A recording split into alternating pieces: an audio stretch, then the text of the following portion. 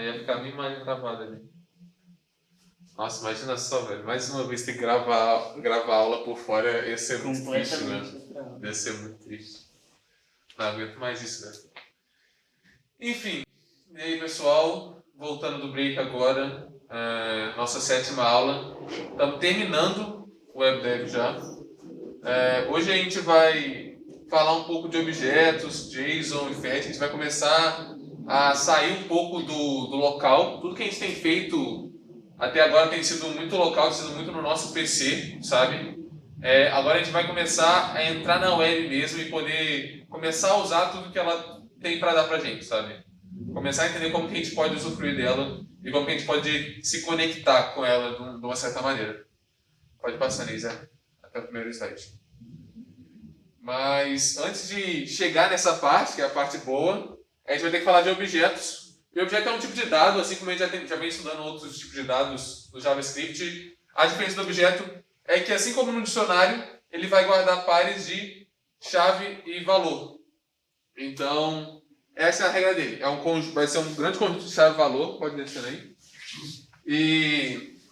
Pode passar para o próximo? Não, desce. Então, aqui a gente tem um exemplo.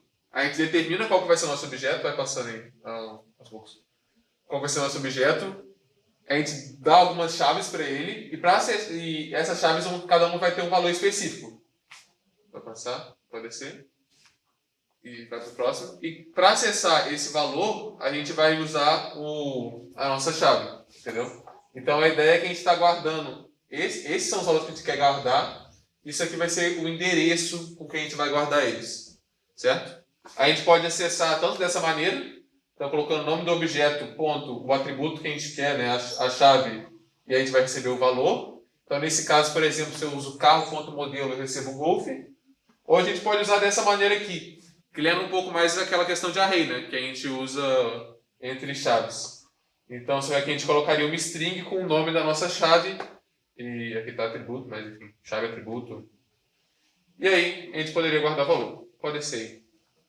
E aí a gente pode começar a colocar objetos dentro de objetos, né? Eu não comentei isso, mas esses valores que a gente guarda são valores de JavaScript, são qualquer valor, qualquer tipo de dado do JavaScript. Então, assim como eu posso ter um array, posso ter um int, posso ter um int não, né? Um number, posso ter uma string, eu posso ter outros objetos, e enfim, ir seguindo assim por diante. Então aqui, por exemplo, a gente tem um carro, ponto proprietário, ponto endereço, e isso vai retornar para a gente um objeto por si só. Pode ir. A chave tem que ser sempre um textinho, né? Ou pode ser número também? Não pode ser número. Ela nem pode começar com número.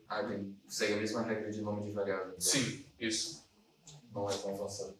E aí... não sei, porque se você usa número, tem aquela maneira de você... confiar uma string, né? Eu não sei por que não pode, cara, só não pode. Eu não sei, de verdade. Se eu não me engano, o número ele pode, tipo, o número 0 corresponde a modelo. Tem alguma representação do JavaScript que traduz isso como. E aí, pode crer. Pode crer, resolver? Pelo menos no Python.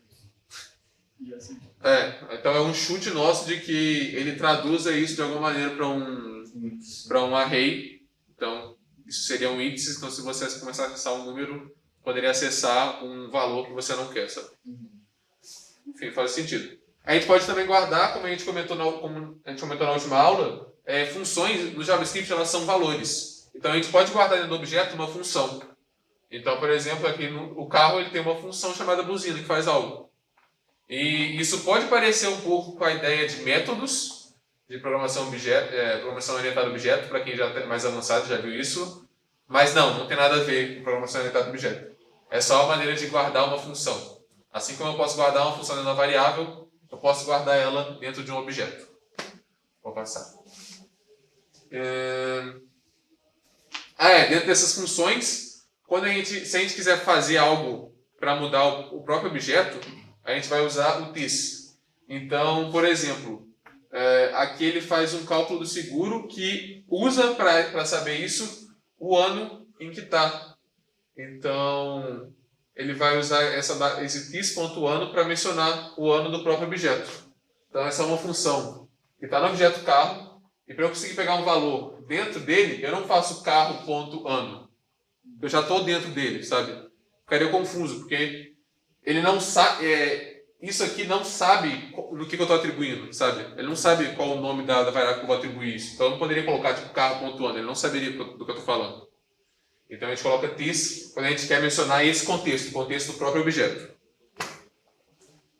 E aí, uma comparação. Desculpa. Pode perguntar? Volta. Ali quando você está fazendo cálculo seguro, você não teria que ser cálculo seguro? Não é um. Você falou que não é método ainda, né? Uhum. Mas é tipo um atributo. Não teria que ser cálculo seguro? No console log. Ah, sim. Deveria ser. Ali tá errado mesmo. Percebeu bem. Você tá errado. Mas seria, para chamar a função, seria cálculo seguro. Nesse caso aí ainda não configura um método, né? Não. É porque não é muito um objeto, porque eu não posso instanciar isso, sabe? Não tem como fazer várias instâncias de carro. Não tem como colocar um carro.new ali, entendeu? É uma variável. Tipo assim, se eu tenho aquele const carro e eu crio, sei lá, um carro 2, Uhum. e eu faço o carro 2 receber carro. Tipo assim, se eu modificar o carro 2, também modifico o carro original ou eles iam coisas separadas? É uma boa pergunta, porque isso é uma questão de referência, que eu vou até comentar na hora que a gente falar o exemplo, porque quando eles usam, para comparar objetos, eles usam bastante referência. Então, assim, eu não vou saber responder agora de lá, acho que a gente pode testar isso, eu vou só explicar a diferença do array para o objeto, e eu posso ir, por exemplo, a gente tenta fazer isso. Beleza? Paciência, é só para fechar esse assunto. Então, como a gente comentou, assim como o array, o objeto é uma maneira de guardar vários dados. A diferença é que no array a gente vai ser ordenado, no objeto a gente não tem necessariamente uma ordem. O array pode ter elementos repetidos, o objeto também. A questão é do que é o índice, né? Você não pode ter índices repetidos. Assim como no array você não tem dois índices zeros no mesmo array. Então aqui você também não pode ter dois índices repetidos. E o índice seria a chave, certo? Você não pode ter chaves repetidas. Mas você pode repetir valores. Você pode ter duas chaves com o mesmo valor, por exemplo. Então isso é sem repetição, mas não é sem repetição. É sem repetição de chaves. Sem repetição de valor, tudo bem. E, enfim, uma vantagem de usar objeto, a principal vantagem de usar objeto em comparação com um array, é que quando você quer procurar algo no array, você tem que passar por todos os itens até achar ele, enquanto no objeto você só pode já usar a chave e cair direto, sabe? Para encontrar algo no objeto é muito mais fácil. Pode passar. Vamos, antes de fazer o exemplo, deixa eu pegar aí, Zé. E aí, enfim, o exemplo que eu estava planejando era algo bem para falar dessa questão da referência que você tinha comentado, só para contextualizar, para quem não sabe, mas para comparar objetos, já vez que a gente usa uma questão de referência. Então, se eu tenho, por exemplo, um objeto X que tem A2 e B1 aqui, e eu criar um outro objeto Y que tem A2 e B1, se eu comparar eles, né, posso fazer X aqui, é um objeto com A vale 2 e B vale 1, coloco Y é a mesma coisa, certo? Então a ideia é que se a gente comparar eles, seja igual, né? Mas não, ele vai retornar falso para a gente. Isso é porque ele não faz uma comparação que a gente chama de comparação profunda. Ele não entra no objeto e vai comparando chave por chave, valor por valor. O que ele faz é ele compara a referência. Eles estão guardados no mesmo lugar na memória? Não. Então são coisas diferentes. Por mais que o conteúdo seja o mesmo, é assim que ele trata.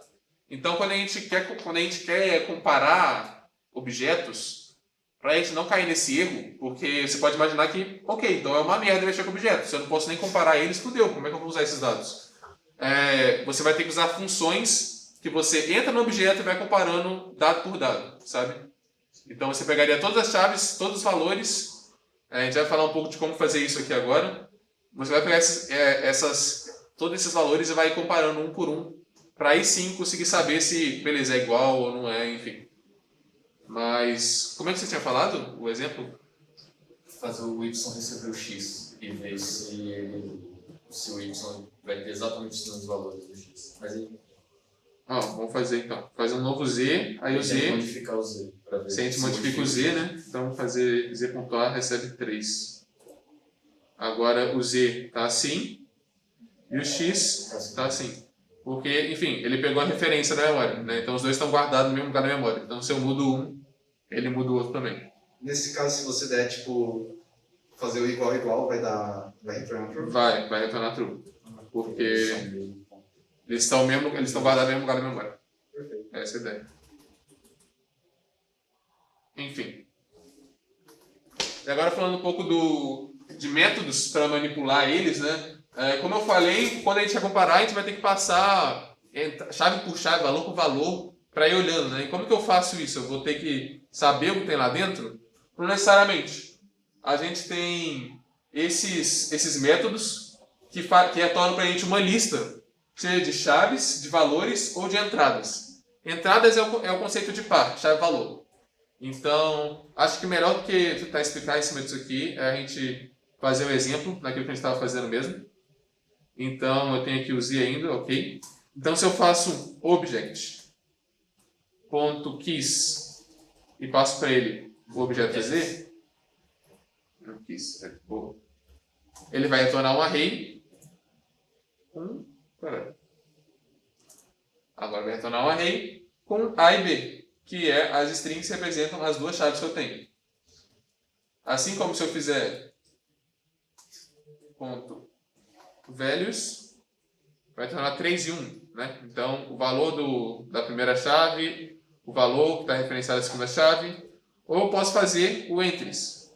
O entries ele vai retornar uma lista de pequenas listas. Seria como se fosse uma lista de tuplas, para quem mexe com Python. Porque são uma lista de listas com 2 elementos cada uma. Né? Então aqui a gente tem a primeiro item é uma lista, que o primeiro é o A e o segundo é 3, ou seja, o primeiro elemento é a chave e o segundo elemento vai ser o valor, e assim por diante. Se a gente tivesse mais coisas dentro do Z, ele faria isso também. Então é assim que a gente vai usar para iterar pelo objeto, para saber o que tem dentro dele. Para a gente poder ver tudo que tem dentro dele, a gente vai estar usando esses métodos. O object.keys, .values e .entries. Alguma dúvida? Show de bola. Então, aqui eu tenho um exemplo. Deixa eu ver. Então aqui tá vendo que a gente consegue usar até uma função for each para isso, porque o object.entries vai retornar um array, do jeito que a gente quer. Então eu posso falar, beleza, para cada par chave valor, faça tal coisa. Então primeiro eu retorno os objetos, eles não têm uns métodos como o array, né? O array já tem métodos que iteram por ele, ou que faz reduce, que faz map. Os objetos não têm isso, mas eu posso fazer isso através transformando eles para array e depois usando isso. Então essa é uma tática legal para manipular objetos, é transformar eles em arrays usando entries, values ou keys, dependendo do que você vai precisar. Enfim. Vamos adiantar, porque hoje tem bastante coisa, não vou ficar passando muito nos exemplos. Mas enfim, falar de JSON agora. JSON é basicamente, traduzindo certinho, JavaScript Object Notation, ou seja, notação de objetos JavaScript. Seria como se eu quisesse escrever algo em formato de objeto JavaScript. É basicamente uma maneira de guardar dados. Então, basicamente tudo que na web, que tu olhar hoje em dia, é guardado dentro de um JSON. E é basicamente um grande arquivo de par e chave-valor. É isso. Assim como objetos vão ser um arquivo de texto enorme com chave-valor, chave-valor, chave-valor e assim por diante. A diferença é que no objeto a gente pode guardar vários... no objeto JavaScript a gente pode guardar todos os valores JavaScript, como a gente falou, né? Todos os tipos de valores. Então a gente podia ter funções, podia ter number, podia ter string, podia ter booleano, podia ter tudo lá dentro. Tudo que eu posso representar no JavaScript, eu posso colocar no objeto. O JSON não. O JSON é um formato de texto, vamos assim dizer. Então, ele não tem uma lógica de programação, é só uma maneira de armazenar os dados. Então, ele vai aceitar 5 tipos de dados. Ou é um número, ou é uma string, ou é um objeto, esse objeto por sua vez é um JSON, não um objeto do JavaScript, um JSON também, ou é um array, e aí o array tem que ser de uma dessas coisas, ou é null, ou é um valor vazio. Então ele só vai aceitar esses 5 tipos. Enfim, uso padrão, chave valor, assim por diante. Aqui a gente tem um exemplo. Então, assim como parece bastante com objeto, né? A gente vai, só que a diferença é que no objeto, por exemplo, a gente não precisava fazer as chaves serem strings, mas aqui a gente precisa. Então toda chave a gente tem que determinar que ela é uma string, tem que usar as aspas. Então você vê que ele usa, aqui a gente tem o uso de string, o uso de número, o uso de array. Então aqui ele tem um array que é de quê? De objetos. Então o elenco tem o primeiro objeto que vai ser o nome que é no Reeves, idade tanto, e o segundo objeto, o segundo item do array vai ser um objeto com nome, age é Kate, idade 16. Então a gente também pode ter, volta lá, rapidinho, só para comentar, JSON, que dentro dele é um outro objeto, ou seja, um outro JSON, enfim, assim por diante. Pode seguir. E aí, como que a gente vai tratar o JSON dentro do JavaScript? É que na maioria das vezes, quando a gente pegar o JSON, ele vai vir para a gente como um texto, né? Como eu falei, no formato de texto. Então ele vai vir aqui como uma string. Então quando você lê, quando o JavaScript lê isso aqui, ele não consegue falar, beleza, isso é um JSON. No JavaScript, isso é uma string, como qualquer outra string, sabe? Não importa o que está ali dentro, ele vai tratar como uma string. Então, quando a gente tem algo nesse formato, a gente pode usar essa função JSON.parseX e ela vai retornar para mim um objeto do jeito que a gente quer. Um objeto com uma chave nome, valor Gabriel, uma chave idade e valor 19. Ou a gente pode também fazer o contrário. Então, quando a gente quer enviar esses dados, muitas vezes quando a gente vai enviar dados para a web, a gente não pode enviar um objeto JavaScript. Porque a gente não sabe se o cara está usando um objeto JavaScript, se o cara está usando Python, se o cara está usando outra coisa. Então, o que é convencional é a gente mandar, às vezes, em formato de string. Então, a gente pega esse objeto, faz um JSON stringify desse objeto que vai retornar uma string, do mesmo formato que a gente tinha aqui no começo. Então, é essa transformação que a gente faz para conseguir conversar pelo web, vamos dizer assim. Enfim, passamos da parte obrigatória da aula agora falar da melhor parte, vamos dizer assim, que é a programação assíncrona. Tudo que a gente fez até agora é síncrono. Acho que a maioria de vocês aí que estão no primeiro ano vão ter mexido só com programas síncronos até agora. Mas qual que é a ideia da programação assíncrona? Na programação síncrona, você tem que esperar o primeiro comando terminar, para o segundo ir, para o terceiro ir e assim por diante. Na programação assíncrona, eu posso dividir o meu código em trechos independentes e enquanto um está esperando, eu posso colocar outro. Então, imagina, por exemplo, acredito que a maioria que é do primeiro ano, né? Certo? Enfim, quando vocês chegarem em SO, vocês vão lembrar disso. Mas, por exemplo, como vocês acham que funciona um teclado do PC? No caso, talvez para de som e interrupções. Imagina que você tem só um processador no seu PC e é nesse processador que está sendo executado tudo. Ele não pode ficar o tempo todo perguntando no teclado, e aí, teclou? Teclou? Teclou? Ele não pode, tá ligado? Então, o que ele faz é o seguinte, ele vai deixar a função do teclado ali guardada num canto, e quando ele teclar, ele puxa o processador, executa ela e volta. Depois ele puxa de novo e volta, enquanto ele está puxando várias outras coisas. Então essa ideia é para poder otimizar de uma certa maneira, para que uma coisa que eu não preciso esperar, tenha que esperar a conclusão de outra. Porque dependendo de como o seu código estiver, talvez se o seu primeiro processo for um processo muito grande, for um cálculo muito grande, fudeu, todo o resto vai esperar. E quando a gente está compilando, quando a gente está esperando algo sair no terminal, por exemplo, isso pode não ser muito útil, porque no fim a gente está esperando só um retorno, talvez. Mas em páginas web, isso é muito importante. Porque suponha que eu fiz um pedido de um cálculo, por exemplo, para a minha página. Um cálculo grande. Sei lá por quê. Enquanto ele está fazendo esse cálculo, o usuário continua na página. Ele não está lá mexendo nas coisas. Então, se o meu JavaScript estiver todo dedicado àquilo, quando o usuário clicar no botão, ele não vai poder reagir se for síncrono, porque a computação já vai estar ocupada fazendo cálculo. Então eu preciso ter uma maneira de falar para ele, não, para com isso que não é importante e vai para a parte mais importante, trata o usuário primeiro, trata aquele clique de botão, depois você pode voltar para o cálculo. Tipo, determinar o que não é importante você calcular na hora e o que é mais importante. O que tem que ter uma resposta imediata e o que não precisa. Enfim. Então essa é a ideia do assíncrono. Vou passar aí para mostrar a imagem. É que eu possa ordenar da melhor maneira, né? Não a gente, né? A gente não vai estar falando pro PC ordene exatamente assim assado. O PC é um pouco inteligente para fazer isso por conta própria. Um pouco.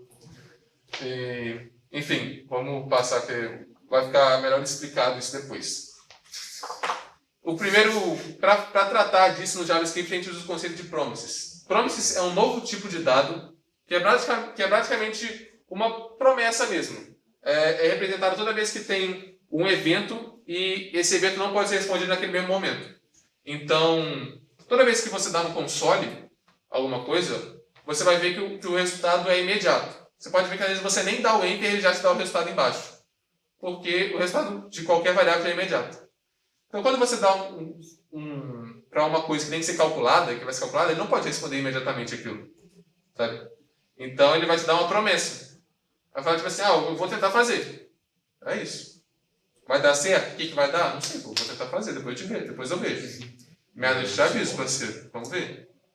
E essa é a ideia. Quando você executa um objeto, quando você declara um objeto que é uma promessa, a gente vai ver isso depois, ele é sempre declarado como algo pendente. Aquilo, vou ver como eu vou fazer isso, sabe? E esse pendente, ele pode ser tanto resolvido, dar certo, ou como ele pode dar um erro também. E aí a gente pode tratar esses casos. Pode passar aí, vou mostrar. Passa também o próximo.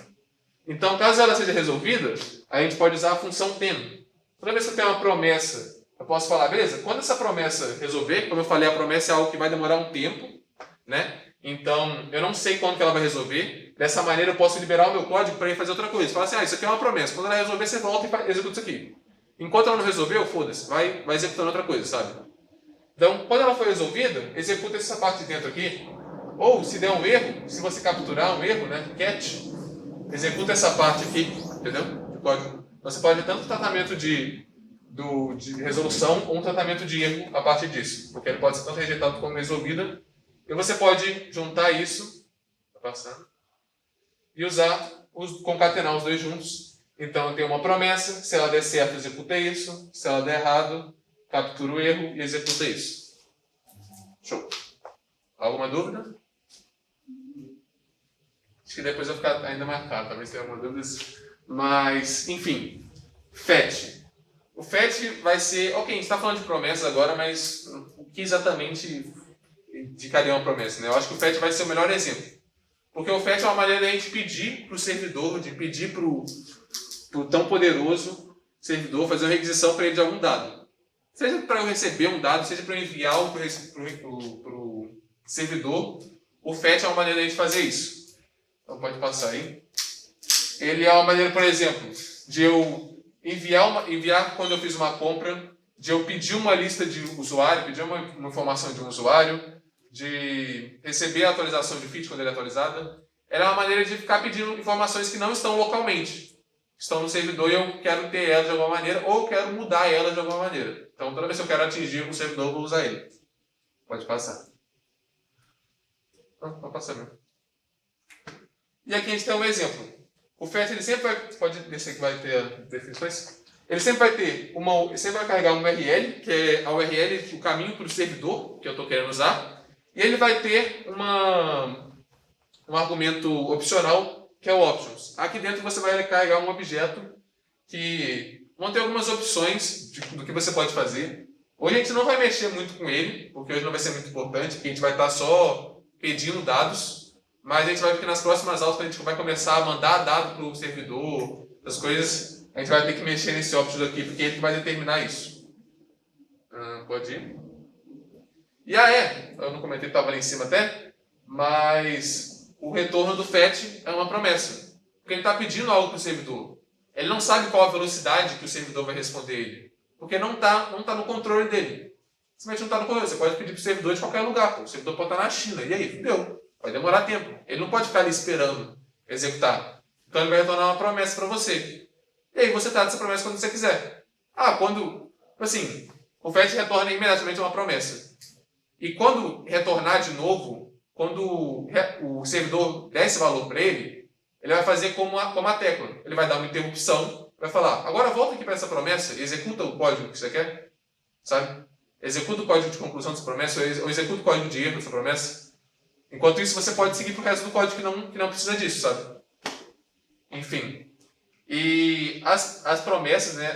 O fetch ele responde a uma promessa específica chamada response, que permite 3 métodos para a gente ler ele, né? Porque, enfim, o servidor não fala a nossa língua, ele é muito bom para isso. Então a gente precisa traduzir, de certa maneira. A gente pode traduzir tanto para um texto, que seria uma string, tanto para um JSON, que seria um objeto, ou, se você for maluco, em binário, um blob. Tem outras maneiras também, tem outros métodos, a gente deixou uma referência aqui, enfim, dá para ir muito além, mas esses são os mais importantes. E aqui a gente tem uma sintaxe básica disso, né? Então, eu vou fazer um fetch no URL e eu vou falar para ele, beleza, se der certo, pega essa resposta e faz um JSON nela. Inclusive, nossa, desculpa, gente, esqueci de falar, né? Esse tem e o catch são funções, métodos que vão ser chamados, que você pode usar uma função callback. Eu não sei se o Rodrigo comentou com você na semana passada, semana retrasada, né, de callback, que são basicamente funções que a gente passa como argumento.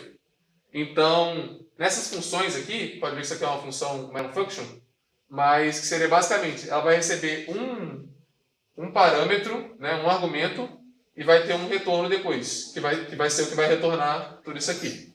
Vai ser esse retorno. E esse parâmetro é o que vem do fetch, entendeu? Então, o que vier do fetch vai vir para esse parâmetro, vai ser o nosso response, e isso aqui vai retornar o response.json. O response.json, por sua parte, é um outro promise. Que maravilha. Então, a gente tem que fazer mais um termo para tratar ele. Então, a gente pega esse JSON e retorna ele. Enfim, isso é bobo, mas é o que a gente tem que fazer. Você tem que pegar essa informação e retornar ela. Porque se você só retornar aqui, ela vai retornar essa promessa. Então você tem que falar, quando essa promessa se resolver, retorna o valor que ela resolveu. Porque ela pode não ser resolvida, ela pode dar erro. Então por isso que é importante a gente fazer isso. E ao mesmo tempo a gente também faz um catch. Esse catch é interessante porque ele está depois desses dois, mas ele vai pegar erro de qualquer um desses dois. Então se der erro tanto na primeira parte quanto na segunda parte, como eles estão encadeados, esse catch vai pegar qualquer um desses dois erros e vai responder. Tanto que aqui a gente nem faz um callback, né? uma error function com um argumento, né? A gente só lança um alerta. Enfim, pode ir.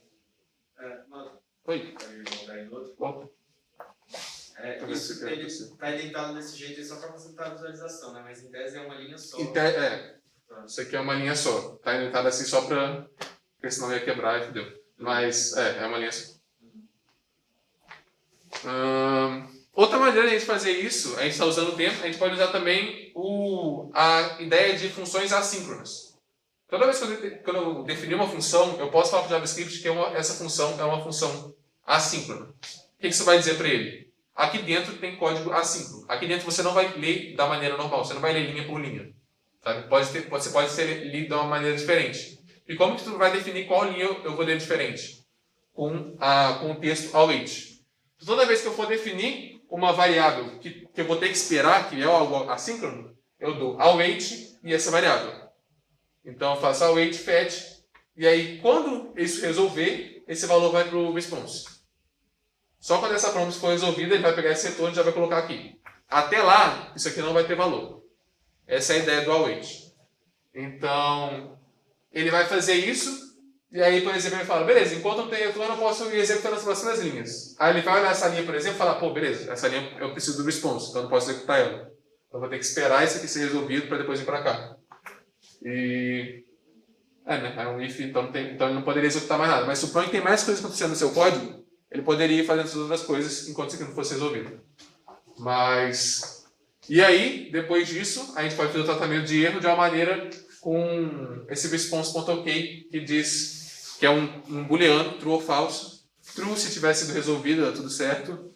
E falso se der algum problema, né, como a gente vê aqui.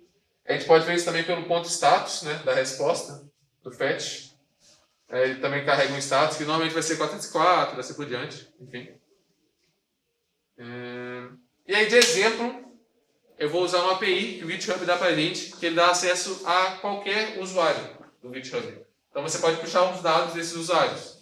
E, enfim, é uma API, eu vou usar ela porque é uma API bem fácil de ser usada e é bem prática. E aí o que eu queria fazer, deixa eu pegar essa API aqui e mostrar para vocês como é que é. Então, alguma cobaia para me falar o usuário do GitHub? Acho que é J. Harrison. Todo mundo usa. Assim? Calma aí. Assim? Com 2 R's, 1 S, 2 N's. Calma. 2 R's. 1 S, 2 N's. 2 R's, ok. Pronto. Tá vendo? Isso aqui seria a resposta que ele daria pra gente. Você vê que quando ele carrega, ele tem um tempo de load? Esse seria o tempo de você determinar a variável lá. Seria o tempo da promessa. É por isso que eu não posso enfiar esse valor na constante de jeito nenhum. Do mesmo jeito que ele veio. Porque no primeiro momento, ele é só um load. Eu não sei que informação é essa. Ele tem que carregar. E aí, quando carregar, ele vai me dar essa informação. Certo? Então, essa é a ideia do que a gente está usando promessa. Porque esse retorno não é imediato. É bem rápido, porque a gente está usando a API de uma API simples, né? A API do GitHub também, com a API que está em todo lugar, enfim. Mas quando você está usando a API com requisições mais complexas, enfim, já começa a demorar mais um tempo, já começa a ficar bem... Você já começa a perceber isso de uma maneira bem clara. Mas, enfim, o que essa API dá pra gente, né? Ela vai dar o login, vai dar o ID, então você é o usuário... Isso aí, do GitHub. Vai dar um link para a sua imagem. Ótima imagem. Vai, enfim, dar algumas outras informações que você não tem, como localização e Por isso que eu dei seguidores, essa, enfim. ela é praticamente vazia. Enfim. Vamos usar a minha, que vai ter um pouco mais de coisa, vai. Então, é isso. Tem o nome, localização, tem o número de usuários. A gente pode também dar aqui um follows URL, que é uma outra parte da API deles, que você usa junto com essa URL, você pode usar /followers e receber uma lista com todos os seguidores desse usuário, entende? E é o mesmo formato que estava ali, sabe? Enfim, agora vamos a isso. A minha ideia que eu quero fazer eu quero ter meio que uma pesquisa, sabe? Tipo um Google. Eu vou pesquisar o nome de usuário, vou dar Enter e quero que ele me mostre, sei lá, o nome desse usuário, o nome do usuário, a imagem dele talvez, localizar os seguidores talvez. Como vocês fariam isso?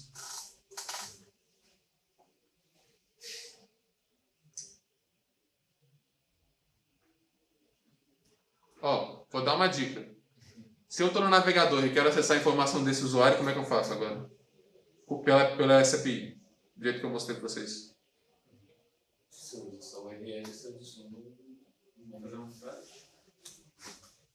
Eu não vou fazer o fetch porque eu estou tentando usar assim na navegação mesmo, sabe? Você bota só o nome do usuário no final. Sim, só isso. Então, pega o nome do usuário e coloca o nome no final. E aí, quando a gente tiver no JavaScript, a gente usa o fetch. A gente pode fazer isso até pelo console, fica mais fácil, fica fácil da gente ver. Então,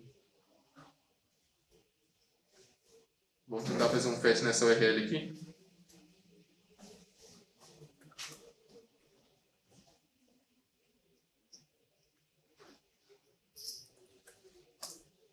Retorno, tirando esse monte de erro, é uma promise, tá vendo? Que foi rejeitado, inclusive. Foi rejeitado. Tá sem internet. Oi? Tá com internet? Brincou com essa internet. Network é. Tá sim, pô, tá doido de susto. Ué. Nossa. Sei lá. Não sei, devia dar essas. Tá, enfim, mas aí vamos torcer para a gente funcionar dessa próxima vez. E aí o que a gente pode fazer? A gente vai encadeando esse monte de tempo para pegar as respostas. Então eu posso pegar essa resposta e transformar ela em JSON. E aí depois eu posso, por exemplo, vamos pegar esse JSON e retornar para a gente o nome dele. Cruza os dedos aí. Obrigado.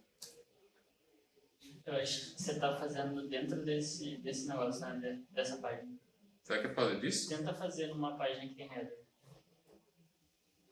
Que isso aí não tem header, né? Bem Tipo, pensado. que não for uma imagem, é um JS. Bem pensado, isso é bem pensado. Pô, é por isso que eu falo pra você vir minhas aulas. Pô, retornar um promise. Mas se eu coloco aqui, por exemplo, para executar um console log aqui, retornar um promise e quando terminou, quando ele recebeu, quando isso tudo foi executado, ele fez o console log, tá vendo? Então o valor de retorno de um fetch vai ser sempre um promise. E tá vendo que está com estado de assim que ele é retornado, ele está como pendente. Depois de ele é retornado, ele pode vir tanto como fulfilled, que vai ser certo, deu certo, não sei a tradução para isso, ou rejected, que deu errado, rejeitado, e aí ele te dá um erro junto disso. Enfim, então essa é a ideia de como que a gente vai pegar esses dados. Beleza, agora como que a gente vai fazer essa pesquisa? Preciso de um input de texto. Vou fazer um input aqui. Show. Como que a gente vai pegar o valor disso aqui? Botão. Coloca um ID. ID. Esse é um ID bem didático. Como a gente não vai ter mais que input, eu acho que... E colocar um botão, né?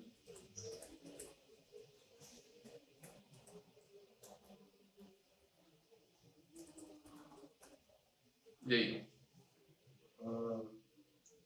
No JavaScript você vai ter que puxar lá esse input primeiro. Sim. Como que eu farei isso? Coloca uma variável, tipo let input, Uhum. recebe get element vai aqui. Document.get element vai aqui. Isso. Tem que puxar não tem que puxar o JavaScript lá para cima, né? Nesse Não, no CodeBen não precisa. Tá. Mas esse é algo importante. Tá, fica distraído. Eu não sei agora se precisa do... Do Eu básico, não sei acho se que precisa, não sei se, eu acho que não, mas eu não lembro se precisa do hashtag. Ah, tá, Hashtag não, não, não. hashtag Não não. precisa não, né? Hashtag só no CSS. Ok. Vocês estão falando, eu vou confiar. Prefere. E aí? Confio.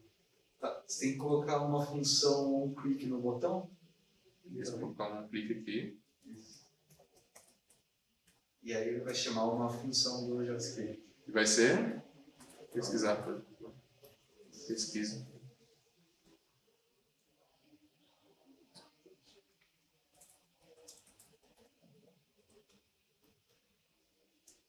Essa função.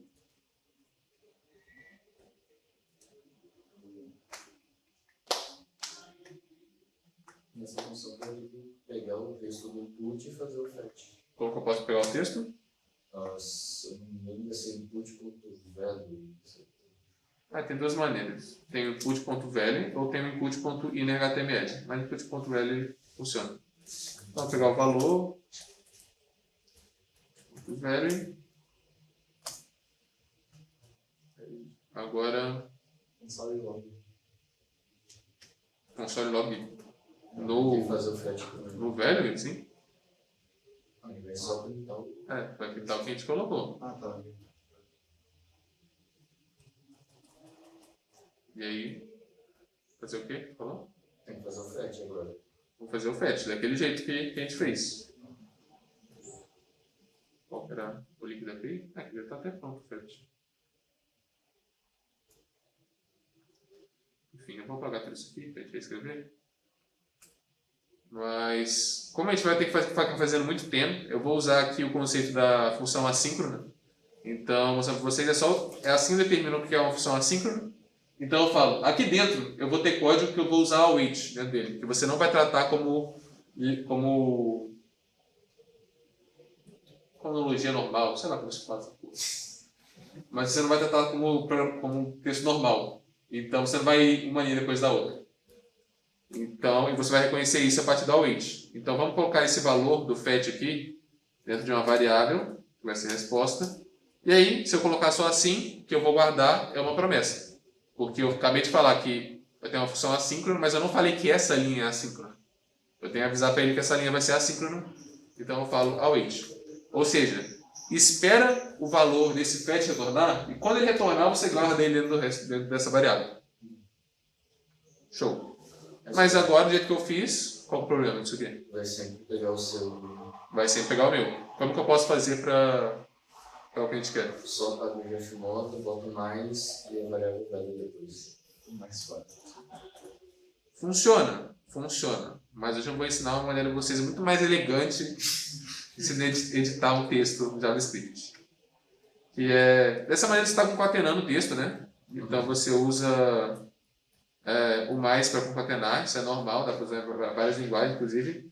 Mas no JavaScript, quando a gente coloca texto entre crases, a gente pode usar algo que a gente chama de... Esqueci o nome disso. Eu já corrigi a tarefa de alguém desse jeito. Não, é porque tem um nome para esse negócio. Você lembra do nome disso? Enfim, cifrão, colchetes... Igual, não? Como é que é? Igual, tipo, de evaluate. Não. Eu corrigi a tarefa de alguém, eu coloquei isso na tarefa de alguém, inclusive. Mas enfim, você pode usar isso, e aí aqui dentro você está falando, beleza, isso aqui vai ser um valor JavaScript. Acessa meu JavaScript aqui dentro. E aí eu posso colocar o nome da variável. Assim. Então o que ele vai fazer, ele vai printar a string normal, e quando chegar aqui, ele vai substituir esse texto aqui pelo valor que está dentro dessa variável. O F-string do Python. Tipo isso. Você está usando crase ou aspas simples? Crase. Crase. Não dá para ver, mas é crase. Com aspas simples, ele trataria isso aqui como um texto, sabe? Seria um texto, velho. Tá. Show. E aí? Teria que ter, sei lá, um H1 lá para poder trocar o texto dele para trocar, sei lá, seu nome. Bom, vamos fazer isso.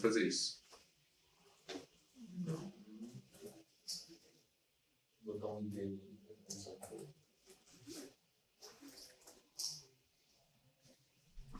E vamos pegar ele aqui, né?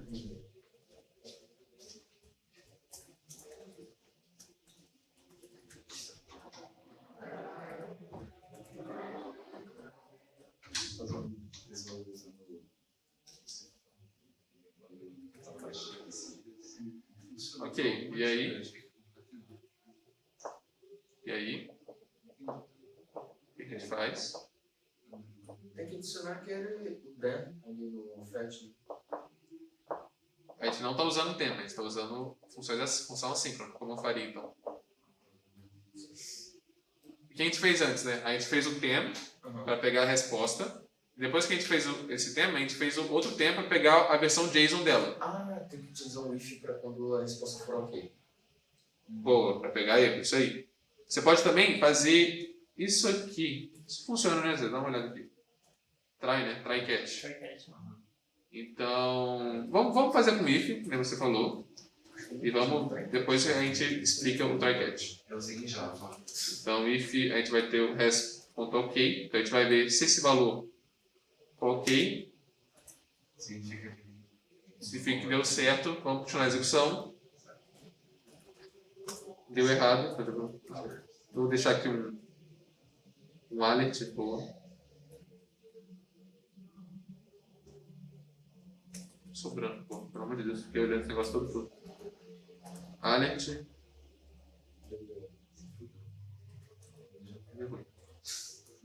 Pronto. Então vamos, por exemplo, tentar achar um valor que dê ruim aqui. Para ver se funciona. Espero que não tenha usuário com esse nome. Tem? Olha só que maravilha. Isso não descreve caractere especial. Não é possível. Não, tem como. Será que funciona assim mesmo? Eu tô viajando. Será que tá chamando isso mesmo? Você tá achando e tá.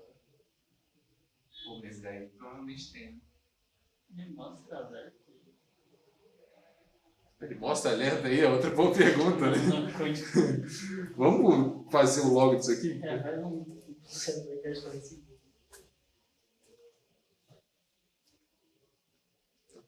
Vamos. Quando você permitir. uma chave. Tá fazendo do outro. Faltando uma chave. Pesquisa Amplify. Aonde? Vocês estão vendo? Eu tô perdido aqui. Eu tô vendo numa mini tela, então. Sim. Por que ele tem aquele. É lá, assim. Ah, não. Será que não, isso aqui? Será que eu fiquei explicando meia hora isso aqui pra dar errado? Acho que não. Ah, você falou que a chave é unexpected. Não tem que ter o. Pode fazer função assim. Ah, tá.